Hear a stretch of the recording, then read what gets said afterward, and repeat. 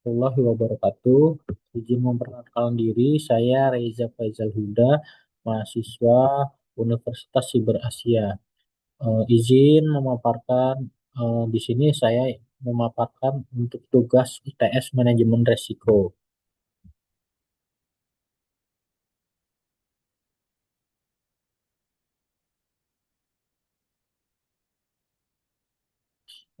Di sini saya mengambil tema yaitu penyebaran hoaks dan disinformasi di media sosial.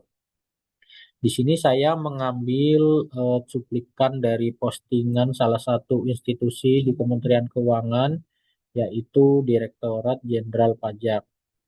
Eh, di sini menyebutkan Direktorat Jenderal Pajak eh, membuat surat peringatan kepada masyarakat untuk mewaspadai atas link-link yang palsu dalam pengisian SPT.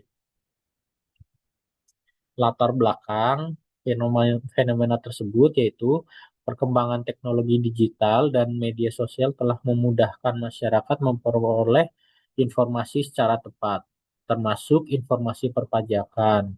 Namun, kemudahan tersebut juga dimanfaatkan oleh pihak yang tidak bertanggung jawab untuk menyebarkan hoaks dan membuat situs palsu yang mengatasnamakan Direktorat Jenderal Pajak atau DJP.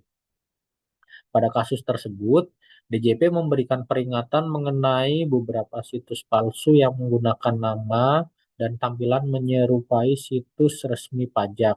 Guna menipu masyarakat, fenomena ini menunjukkan meningkatnya resiko penyebaran informasi palsu di media sosial yang dapat menyesatkan pengguna dan mengancam keamanan data pribadi.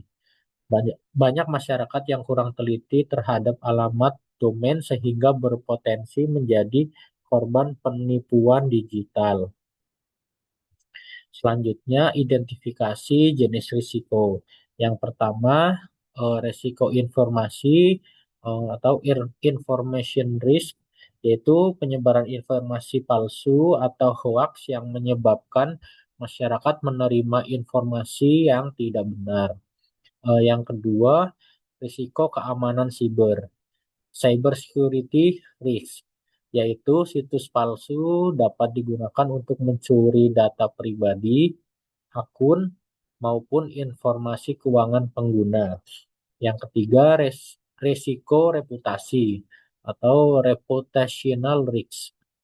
Kepercayaan masyarakat terhadap DJP dapat menurun apabila banyak pengguna menjadi korban penipuan yang mengatasnamakan instansi tersebut. Yang keempat, risiko operasional. Masyarakat dapat mengalami kesalahan dalam mengakses layanan perpajakan sehingga menghambat proses administrasi perpajakan. Yang selanjutnya yaitu analisis penyebab dan dampak risiko. Yang pertama, penyebab risiko yaitu rendahnya literasi digital sebagian masyarakat. Yang kedua, kemudahan pembuatan situs web yang menyerupai situs resmi. Yang ketiga, penyebaran tautan melalui media sosial, pesan instan, atau email yang sulit diverifikasi. Yang keempat, kurangnya perhatian pengguna terhadap nama domain resmi. Lalu dampak resiko yaitu pertama, kebocoran data pribadi seperti NIK, NPWP, alamat email, dan kata sandi. Lalu kerugian finansial akibat penyalahgunaan data. Ketiga, menurunnya kepercayaan publik terhadap layanan perpajakan digital. Yang keempat, meningkatnya biaya dan upaya pemerintah untuk menangani penipuan digital. Yang kelima, terganggunya aktivitas perpajakan masyarakat. Eh, lalu eh, yang keempat, bentuk mitigasi atau solusi risiko. Yang pertama, edukasi literasi digital, yaitu meningkatkan sosialisasi mengenai cara mengenali situs resmi dan hoaks digital. Yang selanjutnya, mengedukasi masyarakat agar selalu memeriksa alamat domain sebelum memasukkan data. Solusi yang kedua yaitu penguatan keamanan sistem, yaitu menggunakan autentifikasi ganda atau two-factor authentication.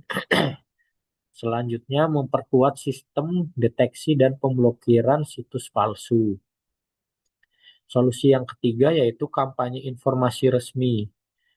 DJP secara rutin mengumumkan domain resmi yang digunakan yaitu pajak.go.id. Selanjutnya, menyebarkan klarifikasi cepat melalui media sosial resmi ketika ditemukan situs palsu. Seperti yang tadi saya screenshot di Instagram Direktorat Jenderal Pajak. Yang keempat, partisipasi masyarakat. Melaporkan situs mencurigakan kepada DJP atau pihak yang berwenang, lalu tidak membagikan data pribadi melalui tautan yang belum terverifikasi. Eh, yang selanjutnya yaitu kesimpulan dan refleksi analitis. Kasus penyebaran situs palsu yang mengatasnamakan DJP merupakan contoh nyata resiko penyebaran hoaks dan informasi menyesatkan di media sosial. Resiko yang muncul tidak hanya berkaitan dengan keamanan data, tetapi juga dapat mempengaruhi reputasi institusi dan kepercayaan masyarakat. Penyebab utama fenomena ini berasal dari rendahnya literasi digital serta semakin canggihnya modus penipuan berbasis teknologi. Oleh karena itu, mitigasi harus dilakukan secara terpadu melalui edukasi masyarakat, penguatan keamanan siber, serta pengawasan aktif terhadap penyebaran informasi palsu. Dari kasus ini dapat dipahami bahwa kemampuan memverifikasi informasi menjadi keterampilan penting di era digital agar masyarakat tidak mudah menjadi korban hoaks maupun penipuan daring. Eh, Sekian presentasi dari saya. Mohon maaf jika ada perkataan yang salah. Saya tutup. Wassalamualaikum warahmatullahi wabarakatuh.